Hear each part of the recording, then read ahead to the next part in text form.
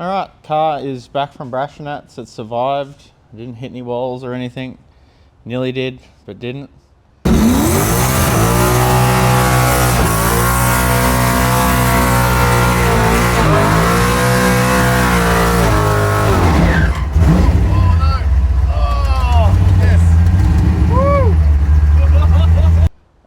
Really good to get a good test of the car and get a feel of how it drives and stuff, because I've done a lot of changes with it. So I found it heaps different to drive on the burnout pad as far as steering goes and that sort of thing. One thing I have noticed is this steering rack setup is I've got to turn the steering wheel more to get the same result with the wheels compared to the power steering box that was in the car, which felt a bit odd on the pad, but also because the weights move back in the car, and the car's more closer to 50-50 weight balance rather than being front heavy. I've noticed the car doesn't self-steer as good as it used to as well. So I'm feeling I'm going to have to try and add some more caster to the front wheels. That's one thing I've got to do. Second thing is fixing the steering itself. So it's got bad bump steer, which you would have seen in the previous video. I want to fix that, and while I'm fixing that, I want to make the ratio of the rack better, and the only way to do that is to shorten the steering arms on the wheels. So I'm essentially, if the steering arms are say this long, I shorten them back to about here. It's going to make the ratio of the steering faster by doing that, and it's also going to give it more steering lock. So, and whilst doing that, I should be able to hopefully fix the bump steer. That's the plan anyway. So I'm going to do that in this video. So steering is one. Oiling. So I noticed after fitting the two returns on the dry sump setup, so I've got a rocker cover breather here. This had next to no oil in it, so it actually didn't push barely any oil out of the rocker cover. So it used to push out a litre or so from the rocker cover, so it didn't even do that at all. But what it did do, instead of pushing oil out there, after fitting the two returns on the tank, it actually just pushed the oil out of the tank breather. So essentially there's just a lot more air going through this now, and it's still only got a -12 breather on this tank, and it obviously is creating such a hurricane in there that it's just taken the oil out with the methanol vapor when it's at full noise. So I'm gonna need to do something with the breather setup on the tank. Make a bigger breather, ideally, and maybe even have like a little tank to separate the air and the oil, which really that tank is meant to be doing that. So I don't know, I want to maybe try either a massive breather, like a massive breather is in like a big 1.5 inch tube or something, maybe from the fill, like the this thing. I'm thinking I could just weld some massive hose adapter thing on top of that. I'm thinking the bigger the line, it might not take the oil out while it's breathing. Just to try, maybe. If not, I'm going to need some sort of a separate tank to separate the air and the oil, and maybe with a drain back so that it'll drain whatever oil it does catch back into the tank. So I'm going to have to figure something out with that, because it's pretty bad. So I actually noticed too that the engine actually does make vacuum. So when I did the burnout, I noticed that the cam sync, which goes in the distributor hole, was leaking from there. So I've done that up tighter, and obviously after I did that, the engine is now sort of sealed up really well. So I blocked this off, the breather, started it up, and it actually does make crankcase vacuum just with the dry sump. But that's just at low RPM and idle. Obviously at full noise, it's not going to create any vacuum. Probably getting a bit complicated here with me with what I'm talking about. Anyway, another thing that happened on the pad, this fitting here come loose. Right there, it come loose and it was just puking oil out all over everything on my alternator belt. That's why my alternator light was coming on when I was doing the burnout and stuff, because it was getting oil on the belt. It's most likely because it's got all this weight hanging off it from here to here, and once the hot oil gets to it, it must just loosen that and do things it shouldn't be doing, but it does. So I sort of need to, if I could try and support this back here with, to be honest, I could probably actually put a P-clamp coming off that bolt off the water pump just to hold that fitting, and that will actually support it here, and then that'll probably fix that from ever coming loose again. So I'll probably do that. And yeah, so the burnout went for 2 minutes or so, which is went for ages. I couldn't really drive the car around the pad very well. I found myself having to use the throttle a lot to try and help it. It just kept wanting to pull to the right, so I just wanted to do donuts on the pad, which was new to me. Car's never really done that. I don't know if that's just from the weight being moved back and it's just getting more traction on the rear right tyre, and it's just making it want to go around and around. But I did actually put a bit of rear steer into the back of the car when I got back.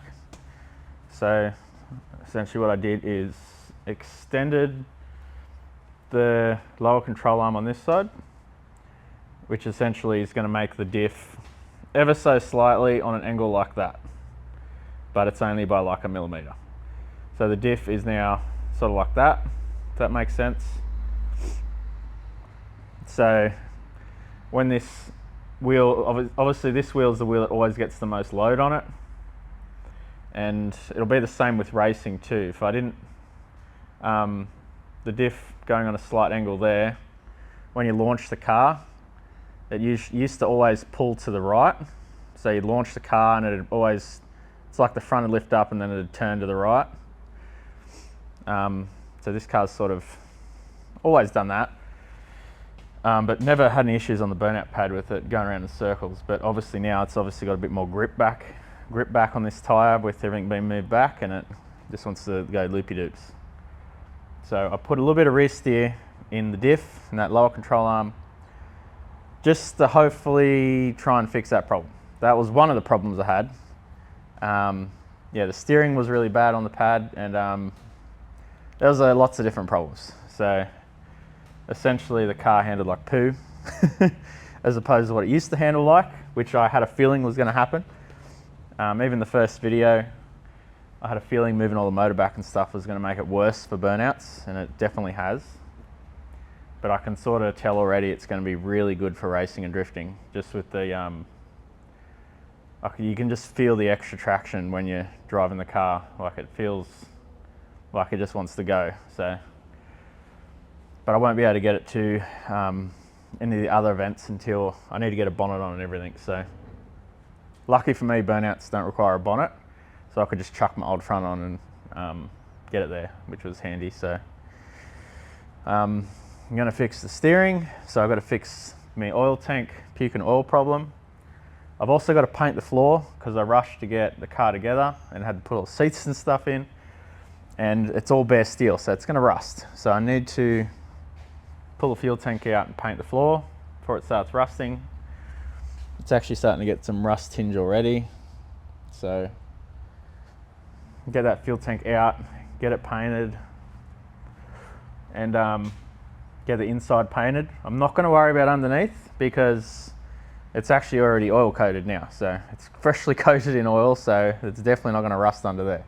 But I need to do inside the car and the boot, and it's going to make it look neater too. So that is where I'm at with the car. So currently I am working on trying to correct some of the steering problems I've got. So the main issue with all this bump steer problems I've got is this rack. So the tie rod starts here and the lower control arm starts here. So in an ideal situation, you would want this pretty much in front of this. So because this is outbound so far, essentially when the suspension travel is going up and down, the wheels are tapering in and out. I mean, towing in and out. So I took the steering arm off and I just welded up a little thing here and tried putting the steering arm in a few different spots, and I lowered the car up and down on the plate to try and see if I could correct the bump steering, and I had absolutely no luck whatsoever. So the only option I got is to either live with the bump steer problem. I suppose the other thing I could have done too maybe is try and lift this rack up higher.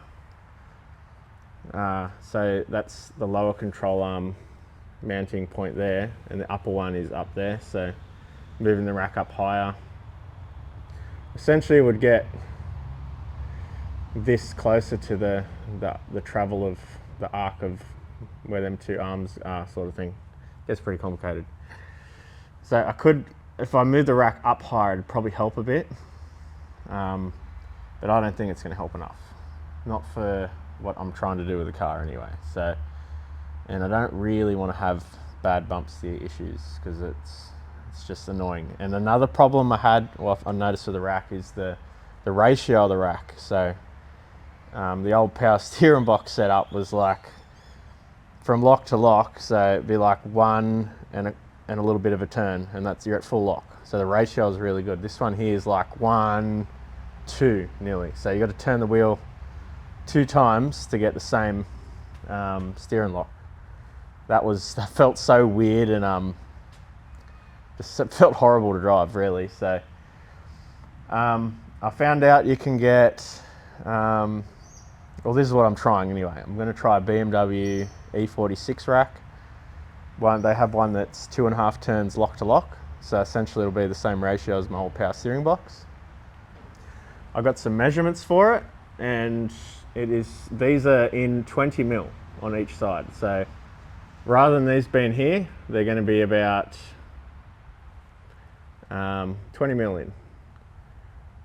So it's obviously still a tiny bit out further than here, but it's a massive improvement. So if it can halve the problem I've got, I'm happy to live with it. So I bought one of those racks, which is very annoying having to buy another rack, because this rack was actually quite expensive as a kit, but it's not going to work.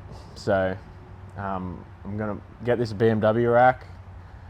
They call it a black label one because it's got the 2.5 turns. I wanted the one that had the short steering, good ratio. So that's the one I bought. I think it's got 75 mil of travel from what I read. So here to here, 75 mil of travel. I think this has 70. So it should have a tiny bit more travel as well than this rack. So everything should just be better with it, I'm hoping. So I bought it, wait for it to come. I'll try and weld some stuff in there, mount it, try it, see how it goes. It's still, I can see it taking me like a good week, but to try and stuff around. It's very slow because you got to get the rack in the right spot, and then you got to stuff around with steering arms then, and everything just needs to be right. So it's a massive job, but I want it to be right. So otherwise, I might as well put the old power steering box back in this thing because it was heaps better. Freshly painted floor. This is just so it's not going to rust. Got all that flooring area painted because it was bare steel. And the boot is not painted, but I'm thinking of doing the boot when I do the respray the car. Because if I do that, I can put 2-pack paint in there. Because I know methanol just eats away at enamel when you spill on it. And half the time I put fuel in this tank, I end up spilling it all through the boot. So I reckon 2-pack paint for the boot, and yeah, I'll do that when I paint the car. Alright, I've been a bit slack with the videos lately. I've had not much motivation to come out to the shed.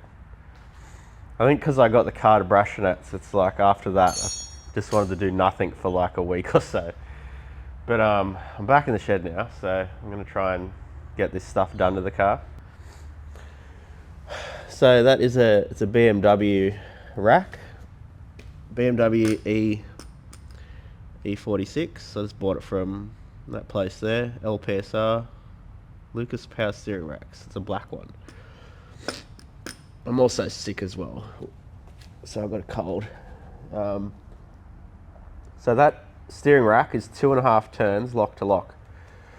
So it is like really responsive on the steering wheel, which is something that the rack I had in it was not. So the old power steering box set up in this car, it was really responsive. So this new rack will pretty much feel like the old power steering box, where you've only got to turn the wheel like one and a little bit of a turn, and then the wheels are like boom at full lock. So that's what I'm after. And I also had to get a rack that was shorter. So I've just taken the old rack out. Well, I had to do some bit shonky stuff here, but these lines, hard lines, they went on the underside of the rack, and I needed to put them on the top here.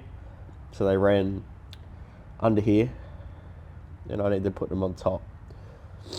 So as you can see there's one there that's nearly kinked, but it's not kinked, so fluid will still pass through there. So it'll work, but it's like, you know, borderline of kinking, so it's not really ideal. But I've got no idea where you buy this hard line. It's like bump tube hard line, like it's got a bump tube on the end where it goes in a little O-ring on it.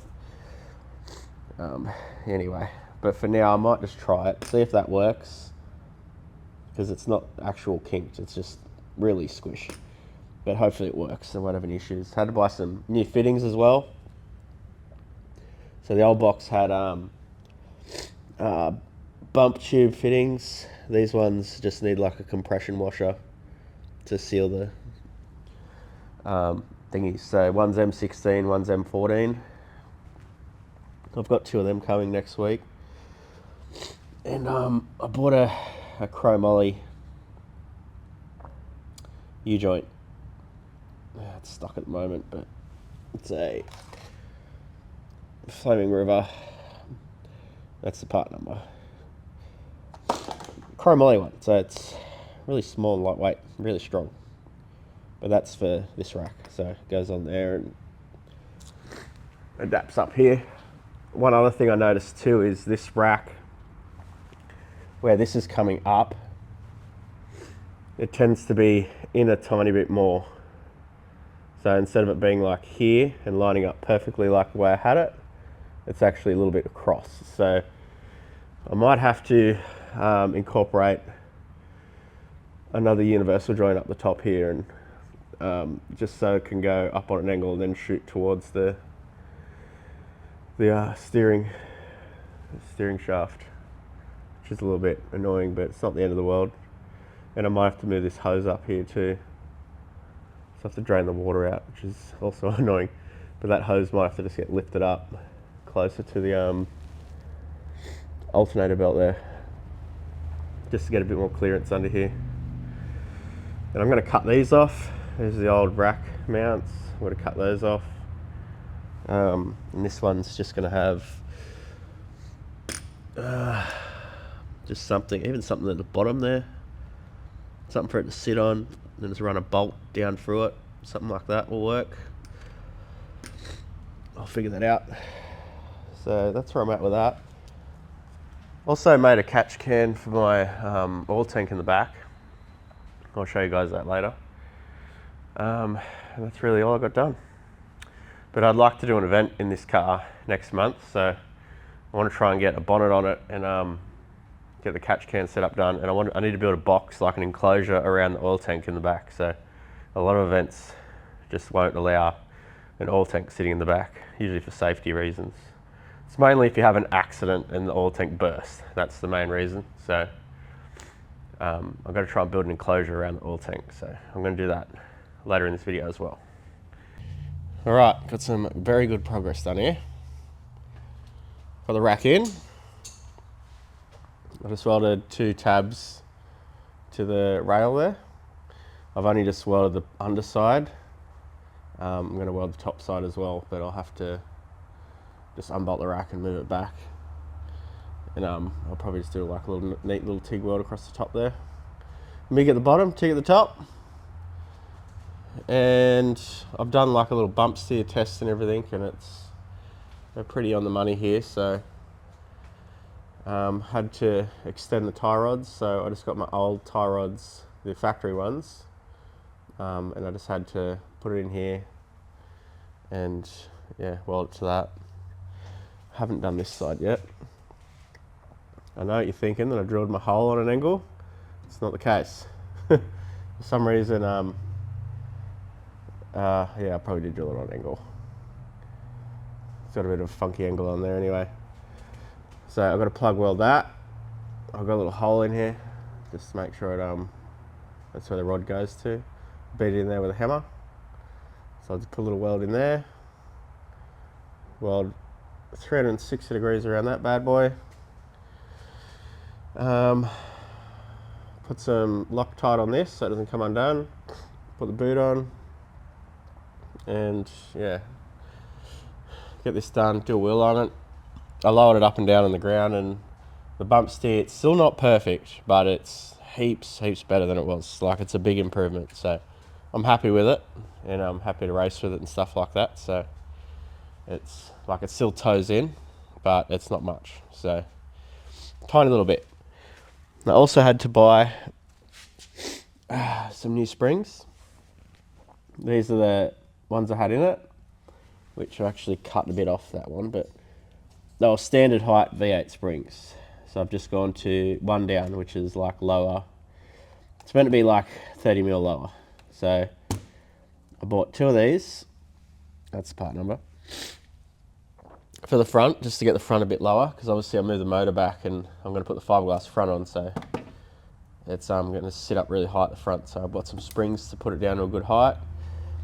I actually weighed these springs too. They're 5 kilos each, and these are 2.5 kilos. So if you're curious, if you can fit coilovers to the front, the coilover springs are a lot lighter, half the weight, a little bit less than half the weight actually.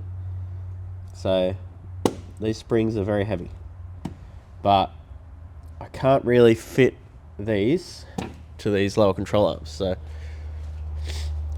for now, I'll just run with it. But my coilovers, which are, where are they?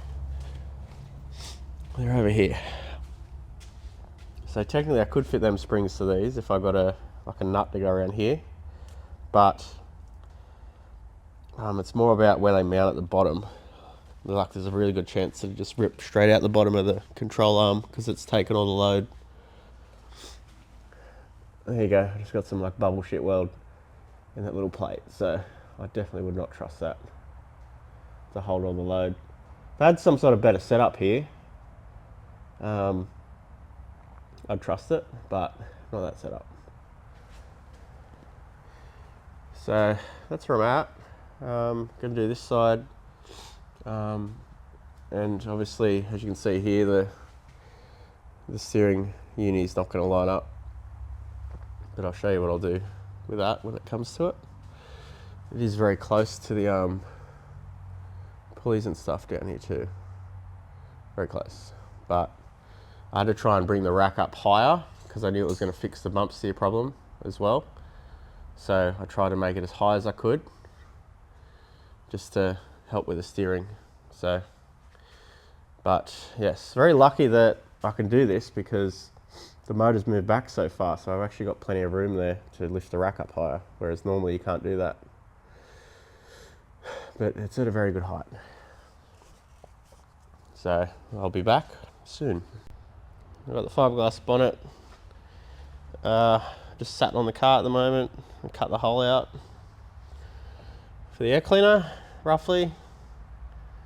And I think I'm going to do pins in the corners, similar to what I got done on the ute over here. Just these ones here. They're, I don't know, they're okay. They look good. but I have broken one before, but they're strong as well. Like once they're latched down, they don't really come up. So one either side in the corners and likely two at the back, unless I can make something to hold the back of the bonnet down somehow. So that'll be the plan for that. Let me take this off. I've got all the steering now done. I've just put Loctite on all of these. And they're all good, which is good. Still waiting on 2 fittings to hook up the pump itself. I've ran some toe out on the front because the next event I'm doing is going to be a drift event. So I've got the front a little bit on the toe out situation, roughly 30 millimeters. So it's measuring the back of the tyre, the front of the tyre. Just to try.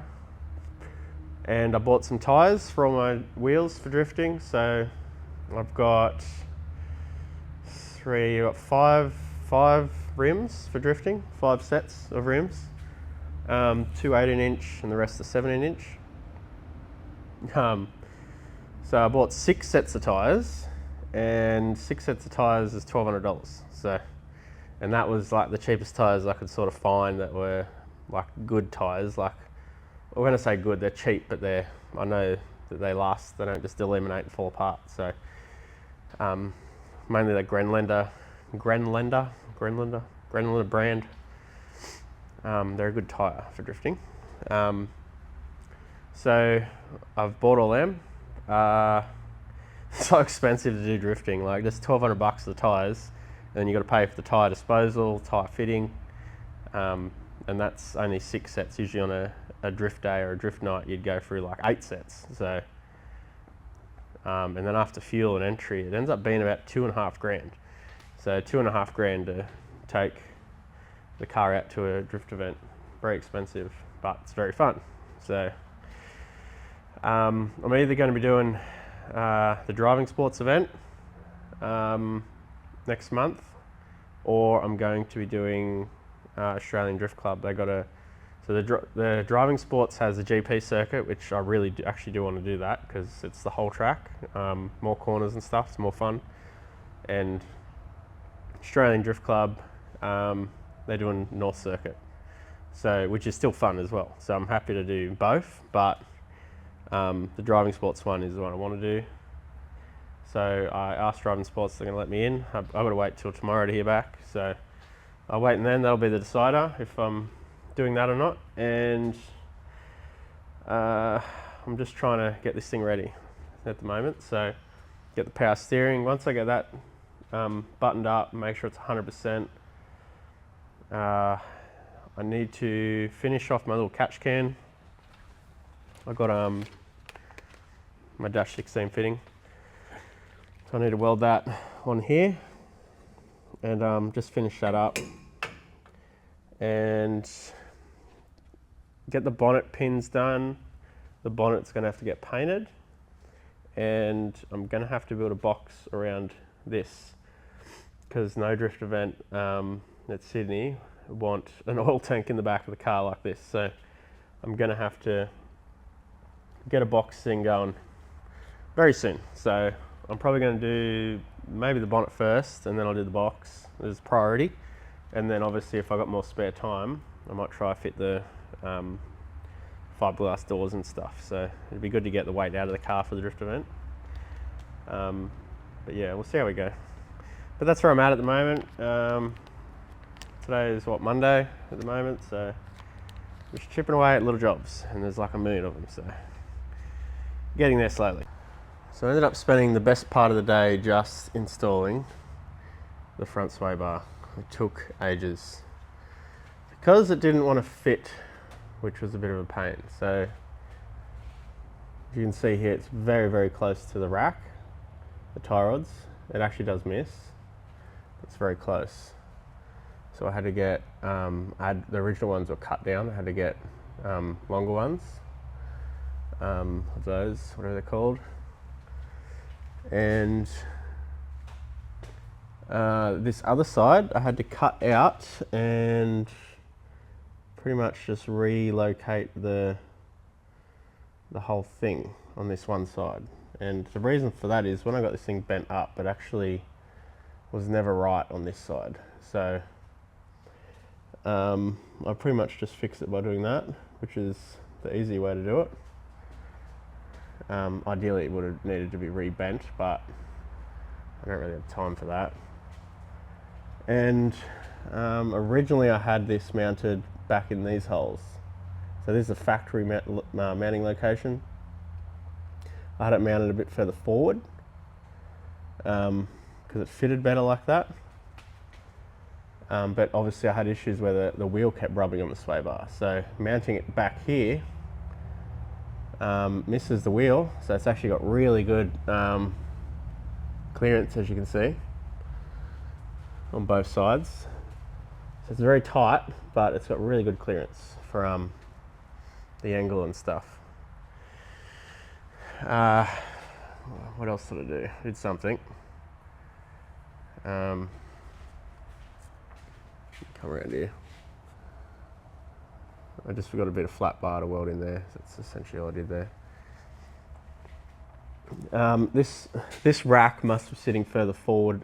It's probably in the same spot as the other rack, but because this rack is sitting like, you know, this far out sort of thing, if that makes sense, so it's sticking out.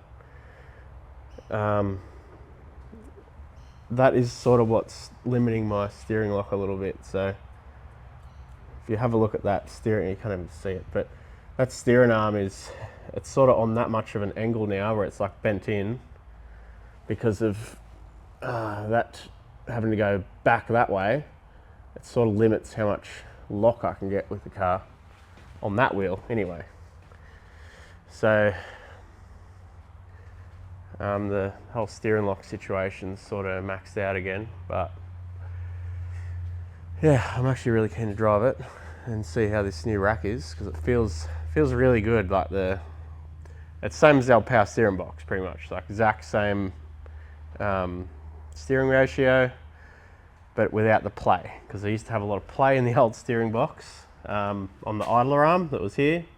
It used to have a lot of wobbly play, and then this wheel, I used to be able to grab it and just, it would wobble, like it would toe in and toe out and just have movement in it.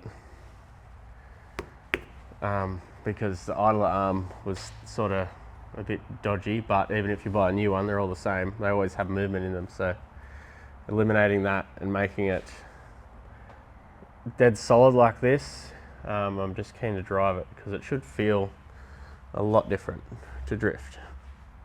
So super keen for that. So I spent all day doing this now, so I've got to wait till tomorrow to try and do the bonnet. I've got to do the bonnet pins and stuff. Actually, I finished my catch can up the top too. I welded a bung on it. It's another thing I did, forgot about that. I'll show you guys. Hang on, let me lower the car. Here it is. It's a flux capacitor. Got a dash 16 on the tank, feeding into this cylinder here.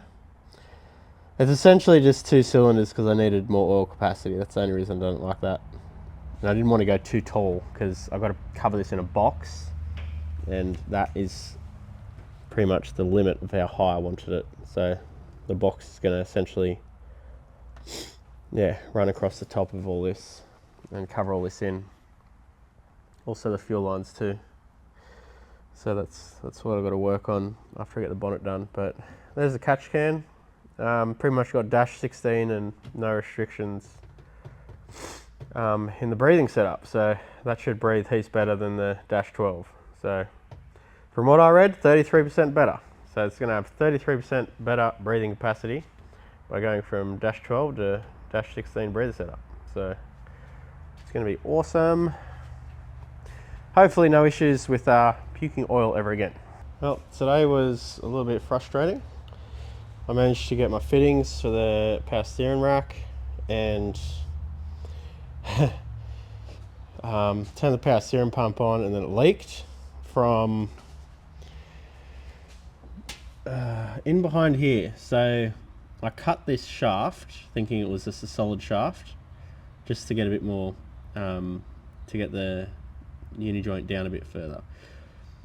And then I found out the shaft has a shaft in the middle of it that moves up and down, and I had to actually weld the top, and then I drilled a hole in the shaft so that this here would actually press against it, just in case my weld broke, just so it would hold it in position.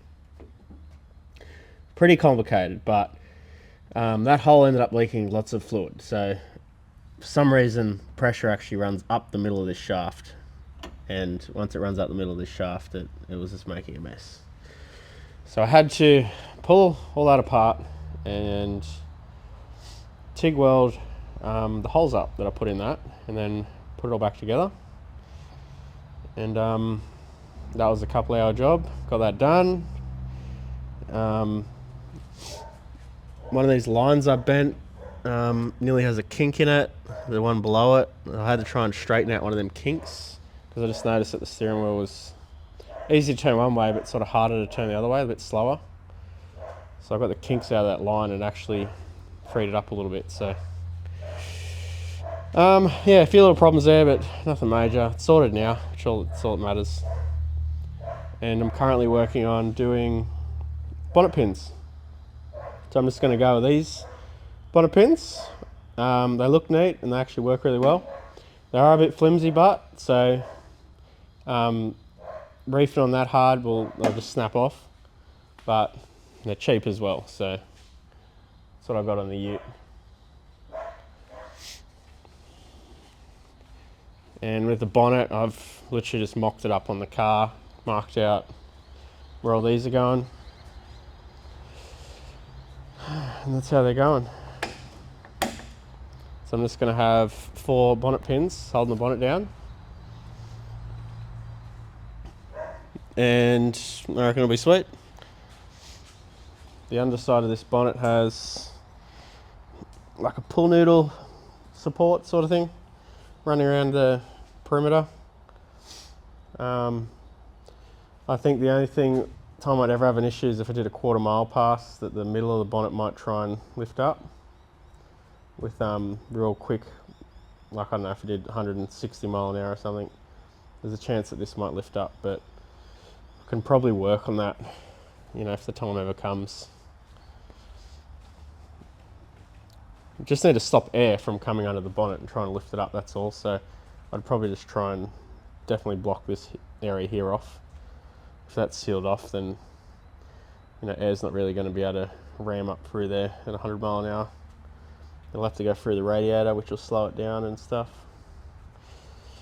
So yes, that's where we're at today. So I've got the bonnet to this point, ready to get some primer on top.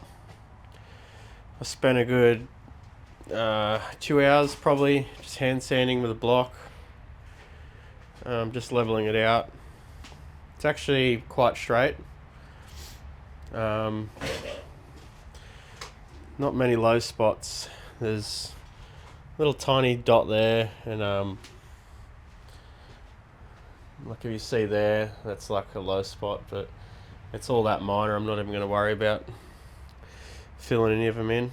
So I'm just going to get the primer on and then let it dry, give that a sand, and then put the black straight on.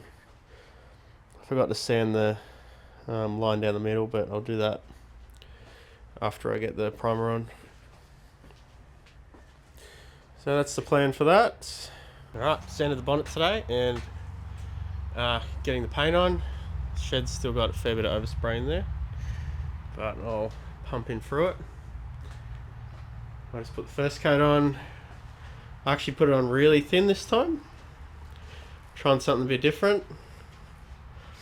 Hoping to get no orange peel is the goal, but so I put the paint on really thin, and I'm going to give it 15 minutes, and the second coat I'll put a nice even coat on, and hopefully that'll be enough.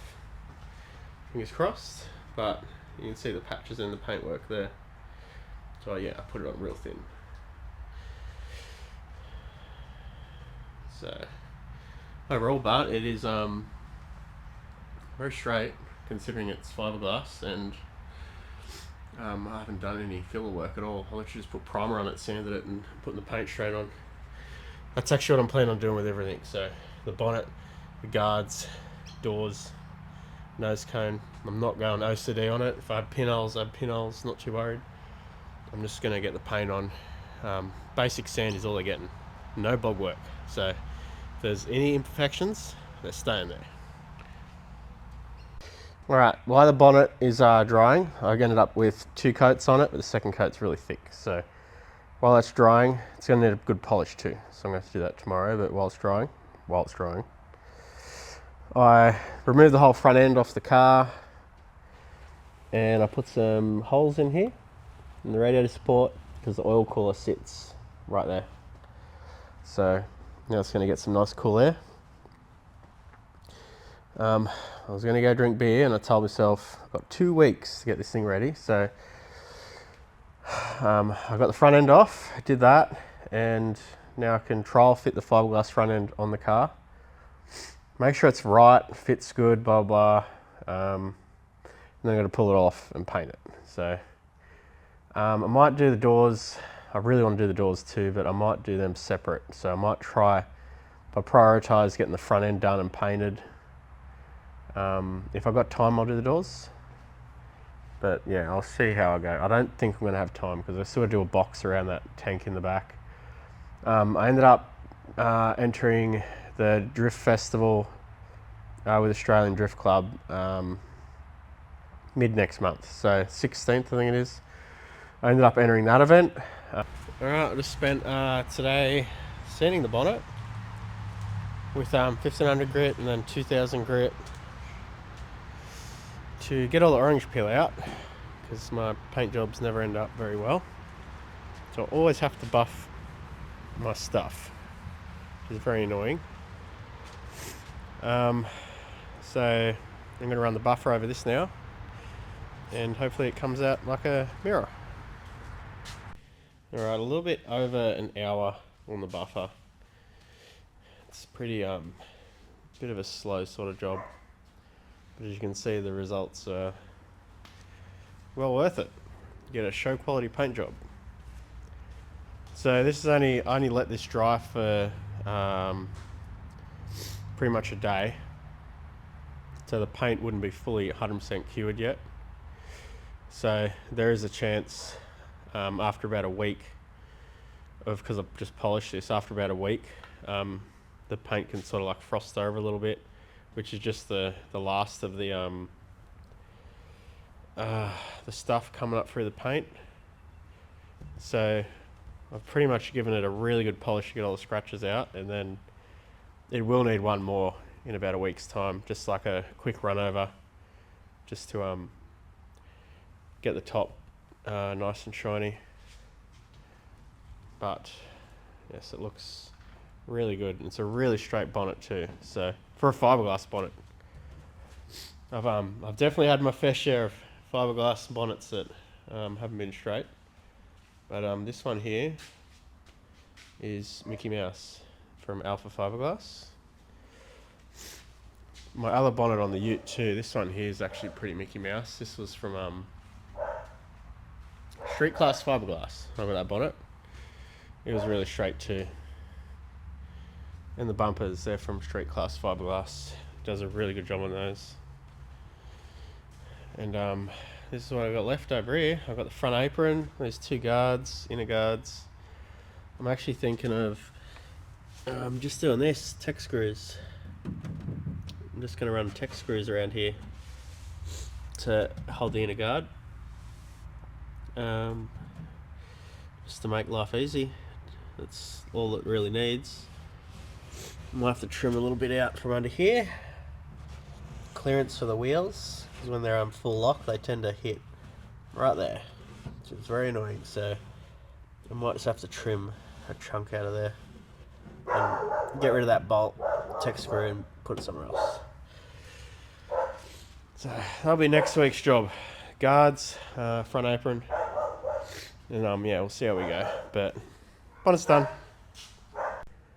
Today I got the inner guard, painted satin black, both of them. The other one's over in that shed. But I just sanded them with 220 grit sandpaper and just put the satin black straight on. Fairly basic. I was even thinking of just sanding these and putting the black straight on.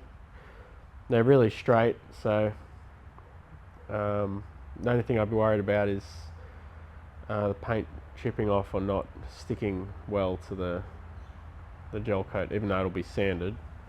But I don't know if that's just worrying about absolutely nothing, so I'm not sure. But I've also drilled all the holes for all the mounting and stuff, so I've got all the holes drilled.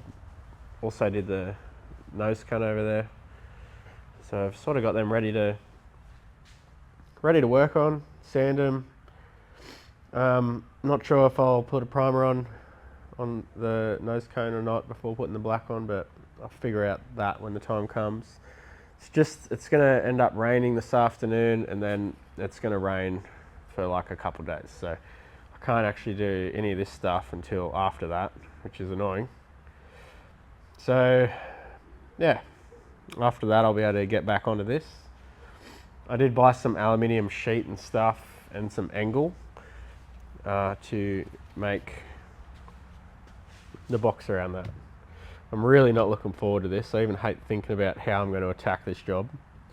I need something to cover them fuel lines, but I'm thinking I might make something separate for that, and then just a box to go on that, and maybe have like either a lid removable or like the lid and the side removable, something like that. I really got no idea, but I'm just going to have to do it and just see how I go, decide whatever. But I bought 1mm aluminium sheet, so I bought really thin aluminium sheet because I wanted to get the lightest stuff as I can. So this box will only weigh, 2 kilos, 3 kilos max. I don't want it to weigh much because it defeats the purpose of putting the tank back here. So absolute maximum 3 kilos the box will weigh. I looked into carbon fibre too, but they're just way too expensive. It's just not worth, can't justify the cost. So aluminium is probably the cheapest option I had, especially 1mm. So nice and light, and it'll be a prick to weld, but that's why I bought the angle. I bought some 1.6mm angle, so I'm thinking I might be able to just do the corners and stuff with the angle, and then just plug weld the alloy to it or something like that, or screw it to it, whatever. I don't really know. I'll figure it out. But yeah, that's the plan for that. So when that comes, I'll get stuck into that. Do it. All right, I've got 2 days of progress on building this tank cover thing. This is where I'm at the moment. So essentially I've got a sheet there with a fold in it. And the only reason I've done it like that is because of the fuel lines as well. So I needed to somehow cover the fuel lines, and needed a box around this. So I ended up just doing that. And there's this section behind the passenger seat, and I've just used angle to mount it down the bottom there. And I put angle on the ends because I need to build there'll be like an L-shaped, another section I've got to make that covers the rest of the tank. It'll go down there, down to there. So the other section I've got to make will be removable, so I can get to the tank and work on it and stuff. Open the door into, ta-da-ta-da, looks like a nice shiny door cover that's fixed. But that's essentially all that's going on here. And to fully seal it, I just got to run sticker flex around the edges. And it goes right down into here. And then I've just got pop rivets mounting it to the other section. And yeah, I just got to figure out this other little section I've got to make. It doesn't need to go back to here, obviously. It's only got to go to there's a gap under here, so ideally it's got to come to around this area, this another piece I make. So I'll make that, and we'll see how it turns out. Well, celebration day today. I finished my stupid box thing, so shouldn't call it stupid, it has a purpose, but it was a pain to make. Absolute pain to make, but it's done now. Ended up welding all the angle to the 1mm aluminium.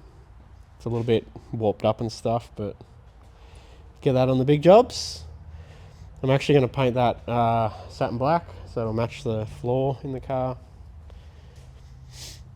I'd like to paint the rest of that satin black too, but I'll see how we go. It's done. So it's Friday now, so it literally took me 5 days of stuff arsing around to get this thing done. A lot bigger job than I thought building this box. Yeah, but I'm going to let this thing cool down because it's still hot as hell at the moment. I'll let it cool down. I'll run over this with a flap disc, just sort of clean it up a bit. Try and fit it back in the car, make sure it's still not too out of shape. And then I've got some satin black, I believe, up there in a tin. I just need to get another paint roller or something to put it on.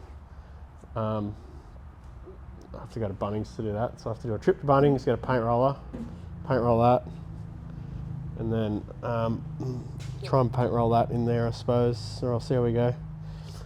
I'm not too fussed, but if it was satin black, it's not going to stand out like such an eyesore, so I'll try to get paint on it. Hoping to get some good progress done this weekend on this car. So these are my new set of wheels that I bought for the car. And I'm currently just drilling out the holes for the 5/8 wheel studs. Just doing the wheel for the other side at the moment. That's how they look. I actually really like these wheels. One thing that does annoy me is I can get the back of the car really low, but I can't lower the front too much, because if I lower the front pretty much any more than that, this wheel's just going to hit the guard everywhere because it's got so much steering lock. The wheel's going to just hit everywhere on the guard. So it's really annoying because I'd like to have the car lower at the front. I lowered it a little bit, but I'd like to lower it a little bit more. But I'm just a bit handicapped with because of the steering lock situation. But these wheels look really cool. Everything back in here's done, painted up and stuff. Put the seat back in. Got the cover painted too. Only weighs 2 kilos, which is really good, so it's not really adding much weight. Now between that and the rest of the stuff in there, it's probably 4 kilos, but it's not a lot. It's not bad. So this is if I roll the car over or have a big crash or somehow the tank splits open, which the only really way I can see that happening is in an accident. It's just in case oil went everywhere. That's what the whole idea of the box. It's a safety thing. So it's done now anyway. So it took me all week, but I got it done. So I'm going to finish drilling that wheel out, put that on, and then I can move on to doing the nose cone and guards. Need to get some paint on those and then get that back on the car. So I managed to get both these guards sanded now, and the nose cone is primed, and I just filled in some pinholes with some bog. I thought ahead on the guards, and I've done the pinholes before I put the primer on, which actually makes the job easier.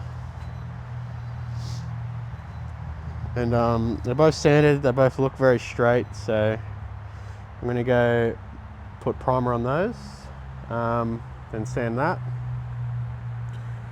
While they're drying, with any luck I'll be able to paint that black, and then hopefully get them painted black by the end of the day.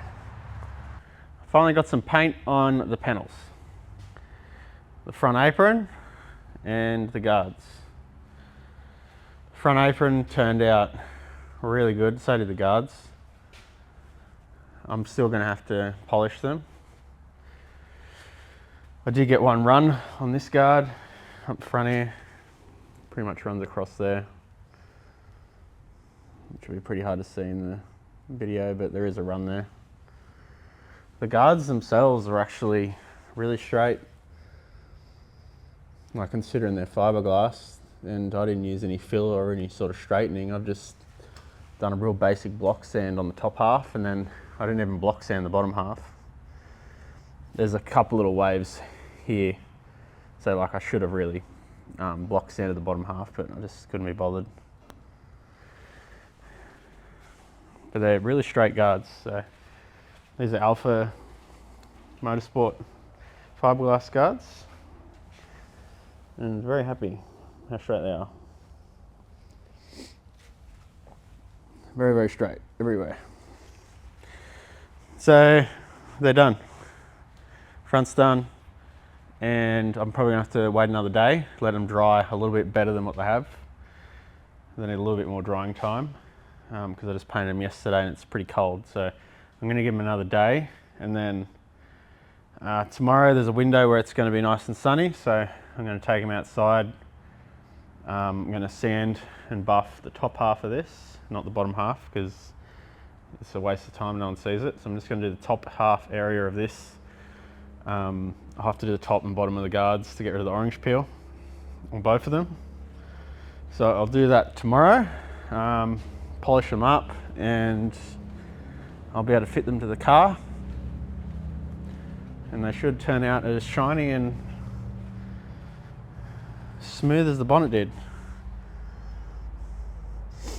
The bonnet will need a repolish too very soon. So as you can see, I don't know if you can tell in the video, but it's got like a bit of a haze in it because I haven't let it fully dry yet. So I polished it the next day. I'm leaving it for about a week, and I'm going to go over it again to get rid of that haze. That'll just be the rest of the materials drying up through the paintwork. So that's probably nearly due for a repolish because it's nearly been a week, I think. But yeah, and then get these polished, get them on the car. All right, so I spent most of today out in the sun, sanding these guards until the sun went down. I'm going to buff it, make it shiny. This guard I got completely done. 1500 grit, and then sanded it with 2000 grit sandpaper. The other guard I only got the top half done. So I'm gonna have to wait till tomorrow to finish that. And the nose cone, I got the top half done. That's the only part I'm polishing on the nose cone, just the top area. So I'm gonna get that buffed, that guard. Tomorrow I'll finish sanding that, and then I'll do that as well. Very, very slow process painting like this, but every single paint job ends up like that, a mirror. So good results, just a lot of work. All right, some better progress today. I've got the other guard on. Still need to buff the lowest half, which I'm going to do tomorrow. It's 7 o'clock at the moment. I got the bonnet fitted. Still needs a few adjustments on these catches, but the bonnet is on there. This guard is fully polished. It looks really good. All right, I've got this guard all polished up now. Looking really good. And fitted all the stuff to the front apron. I noticed the front blinkers aren't working, but I figured out one of the bolts needs a ground that would normally go into the into this. So it's not getting ground on the blinker on the front because this is fiberglass. So I'll have to try and run a wire off that bolt to the radiator support. I don't even think you need front blinkers for anything anyway, so it's not a big deal. Some events might want it, I don't know. Everything fitted up really well up the front here, so super happy. Tech screwed the inner guards to the guards, so I've done all that. I haven't put one up here, and I cut here to gain a little bit of clearance for the wheel. Because as you can see, what happens is going over a bump at full lock, it can smash into that. That's the only reason I got the front of the car sitting higher than the back at the moment. I'd like the front to be lower, but the wheels are just going to demolish these guards. So there's no real winning situation. I'd probably try and cut a section out, but then it looks weird. So I'd rather just have the front a bit higher. I ended up snapping this one off too for the bonnet when I was trying to get the alignment right. So I had to get the welder out and weld that back on. Charge the battery. And also put a bracket on here to mount this cooler so it doesn't fall off. Couple little jobs all done and sorted, and that's the bonnet on. I ended up fitting this back on as well. I just cut a square out for the air cleaner just to make it look a bit neater. This is just really dirty. Whole car needs a really good wash and clean. The bonnet fits really good. I had to put a little thing under here to hold the bonnet up because it was drooping down a bit because it had no support there. I'm hoping the middle of the bonnet doesn't droop down when it gets hot. But if it does, I'll just have to put something under here on both sides to stop it from trying to droop down. But yeah, it fitted up really good. Really, really good. The whole front end fits. You can't even tell it's fiberglass at the moment. Fits that well. Well, I'm finally going to finish this video. It's Friday at the moment, so I'm taking this thing drifting next Friday. But I've pretty much done everything I wanted to do. I'm probably going to I'm thinking of putting the doors off the ute. So these fiberglass doors on the ute here. I'm actually thinking of putting these on that car. And then I'll do them doors and put them on the ute. Same, but they're already painted and they've already got a sticker on the door, so hopefully it'll line up with that sticker and happy days. Just going to be easier to put them on for now because them doors fitted to this is 40 kilos lighter than them doors, so much rather get 40 kilos off this car for the drift event because every kilo counts at making the car fast, and I want to go really, really fast in this thing. I want to see what speed I can get it up to on turn 3, going down to turn 4. I just want to see how much speed I can get this thing up to. It'd be really cool if it do a backy too, because this car, usually when you get the back of the car out too far in this, it always just used to do a donut. Well, it's just hard to get it to stop and be nice. But this thing being more 50-50 now, it's sort of, I got a feeling it'll hang out real nice and just slide for ages. So I'll have to wait and see. We'll see how we go. Very happy how the car's turned out anyway. So yeah, next Friday it's on.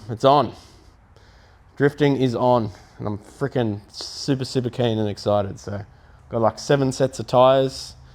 Bunch of mates coming along to jump in the car. So it's gonna be an awesome video. But this is going to finish up this build series for now. It's pretty much everything I had to do. Besides the front doors, I'm going to strip the back doors too, obviously, the regulators and stuff. I'll pull all them out and just make it as light as I can. Yeah, at some point I'll weigh the car. I'll probably put that on Facebook or whatever, but I'm keen to see what the car weighs, even do corner weights as well. I'll do that at some point. But for now, it's done and I need to drive it. I need to do the drifting. I'd like to do some no prep in it. Just see how the car goes. And might even put on a dyno as well. See how much horsepower it's lost with the camshaft change. Yeah. All right. Thanks for watching, guys. And I'll get another video up from the drift event in a week's time. So